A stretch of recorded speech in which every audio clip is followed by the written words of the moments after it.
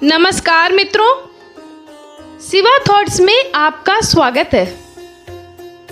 आज हम आपसे श्री रामचंद्र जी से जुड़ी एक अनसुनी कहानी साझा करेंगे। जब श्री रामचंद्र जी 14 वर्ष के वनवास के बाद अयोध्या लौटे तो खूब धूमधाम से उनका राज तिलक हुआ। बड़े सम्मान के साथ उन्हें अयोध्या का राजा बनाया गया। राजगद्दी पर बैठने के बाद उन्होंने श्री लक्ष्मण जी को आदेश दिया कि भोजन करने से पहले देखो हमारे द्वार पर कोई भूखा तो नहीं है। एक दिन की बात है जब श्री लक्ष्मण जी ने श्री रामचंद्र जी से कहा, मैं अभी आवाज लगाकर आया हूँ, कोई भी भूखा नहीं है। श्री रामचंद्र जी ने कहा, दोबारा जाओ और जोर से आवाज लगाओ, शायद कोई भूखा रह गया हो।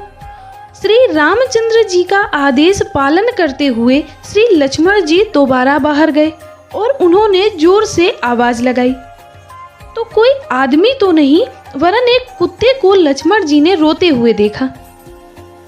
अंदर आकर उन्होंने श्री रामचंद्र जी से कहा, बाहर कोई व्यक्ति भूखा नहीं है, बल्कि एक कुत्ता अवश्य रो रहा है।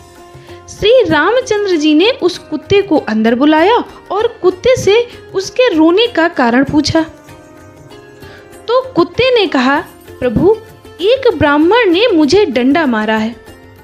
श्री रामचंद्र जी ने ब्राह्मण को बुलवाया और उससे पूछा, क्या यह कुत्ता सही बोल रहा है? ब्राह्मण ने कहा, हाँ, यह मेरे रास्ते में सो रहा था, इसलिए मैंने इसे डंडा मारा है।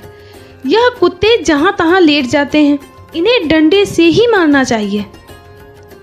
श्री रामचंद्र जी समझ गए कि ब्राह्मण की ही गलती है, परंतु ब्राह्मण को क्या कहें तो उन्होंने कुत्ते से पूछा, ब्राह्मण ने तुम्हें डंडा मारा है तो तुम क्या चाहते हो? कुत्ते ने कहा, प्रभु, आप इसे मठाधीश बना दीजिए।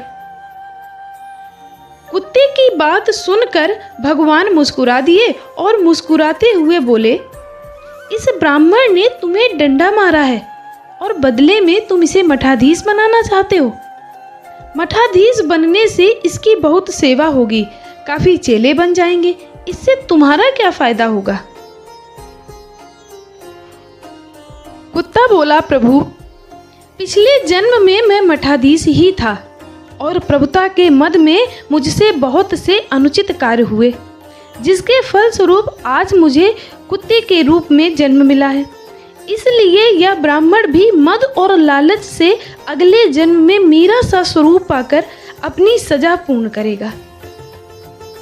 तो दोस्तों, आपको ये कहानी कैसी लगी प्लीज़ हमें कमेंट करके बताएं और प्लीज़ इस चैनल को सब्सक्राइब करें। धन्यवाद।